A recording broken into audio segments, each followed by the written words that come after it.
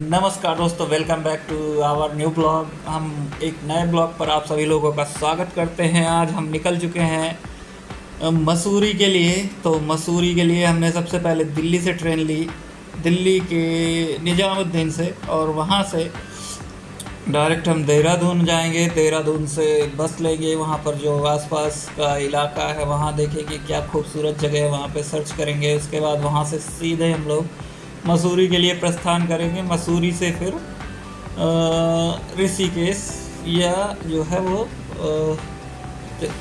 हाँ, ऋषिकेश जाएंगे। ऋषिकेश में दर्शन करने के बाद फिर हम लोग वापस जाएंगे। तो अभी मैं ट्रेन में हूँ और ट्रेन से सफ़र हमारा जारी है। तो हम लोग पहुँचने वाले हैं जल्द ही जो है देहरादून।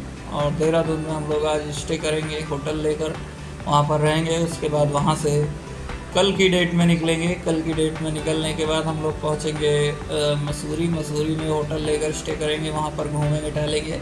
उसके बाद फिर वहाँ से जाएंगे ऋषिकेश, और ऋषिकेश से सीधा दिल्ली के लिए। तो बने रहें हमारे ब्लॉग पर और अपना प्यार सपोर्ट बना कर रखें। लेके चलते हैं आपको वीडियो के अंदर। टन टन। तो यहाँ पर हमने थर्ड एसी का टिकट करा लिया था और यहाँ पर बैठा हुआ था मैं खिड़की की तरफ, और कंबल हमने ओढ़ लिया था, ठंडी हो रही थी यहाँ पर पहुँचने के बाद। और यहाँ पर ट्रेन में ऐसे लेटे हुए थे सफ़ेद सफ़ेद चादर ओढ़ के, जैसे कि मॉर्चरी में लाशें लेटी हुई होती हैं। तो मुझे तो थोड़ा डर लगा, इसलिए मैंने वाइट ब्लैक कलर की जो है वो चादर ली और मैं ओढ़ के अपना जो है वो सीटिंग चेयर मतलब लेट गया यहाँ पर, विंडो सीट लेकर। और हम जो है वीडियो बना रहा था, मैं बाहर का नज़ारा देख रहा था। मॉर्निंग हो चुकी थी यहाँ हमारी देहरादून में। तो अभी हम लोग देहरादून पहुँचने ही वाले हैं, मुश्किल से 5 मिनट के अंदर। और उसके बाद जो है वहाँ से निकलेंगे और जाएंगे सीधा होटल, चेक करेंगे, चेक इन करेंगे। उसके बाद कल 12 बजे के समथिंग हम लोग चेकआउट करेंगे वहाँ से। तो और ये हरिवाल स्टेशन है जो कि देहरादून से लगभग 12-13 किलोमीटर पहले पड़ता है। तो हरिवाल हम लोग लगभग पहुंच चुके हैं, और हरिवाल से अभी मतलब 10 से 12 मिनट ट्रेन और चलेगी आगे की तरफ और हम लोग पहुंच जाएंगे देहरादून। तो देख रहे हैं आप किस तरह से यहाँ पर बहुत बड़ी बिल्डिंगें नहीं बनवाई हैं। यहाँ की सरकार जो है वो बहुत ही सख्त नियम उन्होंने पारित कर रखा है अपने यहाँ पर कि 3-4 मंजिल से ज़्यादा ऊपर बिल्डिंग नहीं बनेगी। इससे जो है पर्यावरण पर असर पड़ता है और बहुत सारी चीज़ों से जो है दुर्घटनाग्रस्त होने से बचा जा सकता है अगर 3-4 फ्लोर से ज़्यादा अगर बिल्डिंगें ना बनाई जाएं, क्योंकि यहाँ पर जो है ये पहाड़ी एरिया है, तो इसलिए यहाँ पर रोक है। और काफ़ी सारी चीज़ें यहाँ पर बहुत अच्छी देखने को मिली कि जो भी घर बनाए हैं वो खुले में बनाए हैं, खुले हुए घर हैं, और अंदर में पेड़ और वृक्ष जो है इन्होंने बहुत अच्छी तरीके से लगा रखा है अपने यहाँ पर। तो पेड़ वगैरह हर घर में, सबसे ज़्यादा यहाँ पर लीची का पौधा आपको देखने को मिलेगा, हर घर में लगभग 1-2 पौधे, और पूरा भरा हुआ घर लगता है। अभी जो है फल आ गए थे लीचियों पर, तो खाने में बहुत अच्छी लगी, हमने लिया नहीं। यहाँ पर काफ़ी सारे जो है फल, जो बेरी होती हैं, बेरी उस टाइप के फल यहाँ पर बहुत ही ज़्यादा पर्याप्त मात्रा में मिल रहे थे।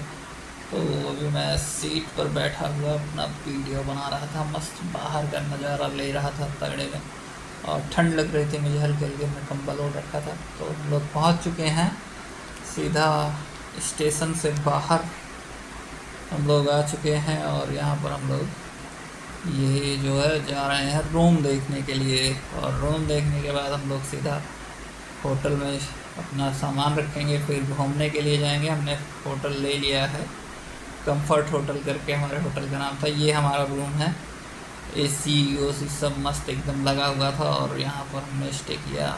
ये हमारा बिस्तर है, और ये विंडो साइड यहाँ से ऐसा नज़ारा दिख रहा था। ये एसी है अपनी लगी हुई, हैंगर ये था तो पर्दा टांगने के लिए, तो हमने उसी में अपनी पैंट टांग दी। उसके बाद जो है हमने यहाँ पर सामान रखा, नहाया धोया। उसके बाद हम लोग सीधा निकल गए सहस्त्रधारा। यहाँ पर एक जगह है सहस्त्रधारा देहरादून में, जहाँ पर वाटरफॉल है और बहता रहता। हमने यहाँ से बस ली, देहरादून रोडवेज, जो कि 20 रुपये सहस्त्रधारा के लिए लेती है। यहाँ से 10 किलोमीटर समथिंग दूर पड़ता है। तो सीधे हम लोग सहस्त्रधारा की तरफ चल पड़े, बीच में हमें ड्राइवर भैया मिले। ड्राइवर भैया से हमने काफ़ी सारी चीज़ें पूछी और उन्होंने बताया भी हमको कि यहाँ पर क्या कुछ है घूमने के लिए। हम लोग लगातार जो है इस बस में बैठ के सहस्त्रधारा तक गए और उसके बाद हम सहस्त्रधारा घूमे। यहाँ पर मैंने एक चीज़ इंटरेस्टिंग देखी कि जितने भी दुकानों के बोर्ड थे वो सारे जो है एक ही कलर में, रेड कलर में लगभग आपको मिले, मतलब यहाँ पर देखने को मिलेंगे। अगर आप कभी घूमने जाएंगे तो ये चीज़ आप देख सकते हैं। यहाँ पर जितने मतलब यहाँ की सरकार जो है वो इन सब चीज़ों पे बहुत ही सख्त थी। और ये देखिए आप लोग नज़ारा कि पहाड़ दिखाई देने लगे थे हमें, बहुत ही गुदगुदी हो रही थी दिल में देखने के लिए। तो हम लोग जो है पहुँच चुके थे और थोड़ी दूर पे ड्राइवर भैया ने बस रोक दी। वहाँ से फिर पैदल जाना पड़ता था, तो हम लोग पैदल निकल पड़े वहाँ से देखने के लिए। थोड़ी दूर जाने पे हमें दिख गई जो है सहस्त्रधारा, जहाँ से निकल रही थी, जो एक नदी टाइप से, झरना टाइप से है, तो वहाँ से जो है बह रही थी। और देखने के बाद मन को बहुत ही सुकून मिला। और ये बड़े ऊंचे ऊंचे पहाड़ और पानी इतना ठंडा था कि पूछिए मत, एकदम थकान दूर हो गई पानी में पहुंचने के बाद। और देख सकते हैं आप पहाड़ कितने ऊपर ऊपर, कितने ही बहुत ही सुंदर पहाड़ थे यहाँ पर। और जो यहाँ देखने लायक जगह थी, तो मेरा मानना है कि एक बार ज़रूर आना चाहिए आप सभी लोगों को, जो भी हमारे वीडियो में बने हैं देख रहे हैं। और यहाँ पर खेती करना बहुत ही मुश्किल होता है लोगों के लिए, क्योंकि पहाड़ हैं, खेती करने योग्य समतल चीज़ें होनी, समतल भूमि होनी चाहिए। तो समतल भूमि किसी के पास थी नहीं, तो जिन लोगों के पास है वो पहाड़ ही पहाड़ हैं यहाँ पर।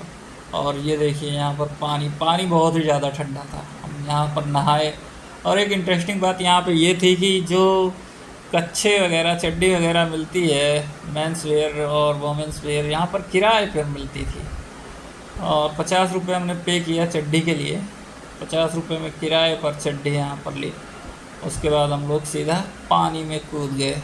और पानी देख सकते हैं आप, 2-3-4 चरणों में इसको धीरे धीरे करके नीचे की तरफ लाया जा रहा है, नहीं तो इसका फ्लो बहुत ज़्यादा होता है। तो यहाँ पर रोक दिया गया था। और पानी बहुत साफ़ सुथरा, देख रहे हैं आप किस तरीके से बहुत साफ़ सुथरा पानी है, और धीरे धीरे ये नीचे की तरफ बह रहा था। और लोग फ़ोटो पिक्चर्स वगैरह खींच रहे थे यहाँ पर। और कुछ लोग वहाँ पहाड़ के ऊपर भी जो है, उधर भी पानी की बूंदें जो गिर रही थी वृक्षों के नीचे से, पहाड़ से पानी नीचे आ रहा था, तो वहाँ पर भी भीड़ लगी थी, लोग देखने के लिए जा रहे थे। तो मेरा मानना है कि बहुत ही ख़तरनाक जगह होती है पहाड़, यहाँ पर बहुत ही सावधानी पूर्वक जाएं और जो है अपना ध्यान रखें, अपने परिवार का ध्यान रखें, क्योंकि बहुत सारी दुर्घटनाएं भी यहाँ पर बीते वर्षों में बहुत सारी दुर्घटनाएं हो गई थी। तो यहाँ पर बहुत एक झरना दिखाई दिया था हमें, जो पेड़ के ऊपर से ऐसे गिरा था। यहाँ पर भी बहुत, मतलब नीचे जो आगे की तरफ आप देख रहे हैं वहाँ पर भी झरना था, अंदर लोग वहाँ पर भी इकट्ठा थे देखने के लिए। तो यहाँ पर देखिए बहुत ही ज़्यादा पानी इकट्ठा था, लोग स्विमिंग पूल और वहाँ जाते हैं नहाने के लिए। मेरा मानना है कि देहरादून जाना चाहिए, गर्मियों के मौसम में देहरादून जाएं। और बहुत ज़्यादा टिकट नहीं है, यहाँ से सीधा दिल्ली निजामुद्दीन से 200 रुपये का जनरल का टिकट लीजिए और सीधे देहरादून पहुँचिए। और वहाँ पर या तो स्टे करिए या तो अपना कैंपिंग कैंप जो है आप लेकर यहाँ से जाइए और सीधे सहस्त्रधारा पहुँचिए, वहाँ पर कैंपिंग कीजिए और एक दिन वहाँ रुकिए। वहाँ से फिर दूसरे दिन आप जाइए जू। हम लोग जू भी गए, देहरादून जू, वहाँ पर शेर नहीं था, तो घूमने के लिए गए। और यहाँ पर पानी बहुत ही ज़्यादा ठंडा था, एकदम मन प्रसन्न हो गया, पूछिए मत आप सभी लोग। और यहाँ पर लोग पहाड़ों के ऊपर जाने का रास्ता था, यहाँ से लोग जा भी रहे थे, काफ़ी लोग गए, लेकिन बहुत ही ख़तरनाक जगह थी। मुझे तो बिल्कुल भी जाना पसंद नहीं था। मैं एक जगह से बैठ के वीडियो केवल बना रहा था और हमारे सहयोगी जो है वो नहा रहे थे, मैं नहा के पहले ही आ चुका था।